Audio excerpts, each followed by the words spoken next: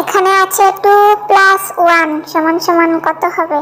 এখানে আছে 1 2 3, তাহলে হবে 3। 1 প্লাস 3 সমান সমান কত? এখানে আছে 1 2 3 4 সমান সমান 4। তারপর আছে 2 প্লাস 2 সমান সমান কত হবে? 1 2 3 4, তাহলে आंसर হবে 4। 3 প্লাস 2 সমান সমান কত? 1 2 3 4 5 সমান সমান आंसर হবে 5। এখানে আছে 3 প্লাস 4 সমান সমান কত? 1 2 3 4 5 6 7, তাহলে आंसर হবে 7।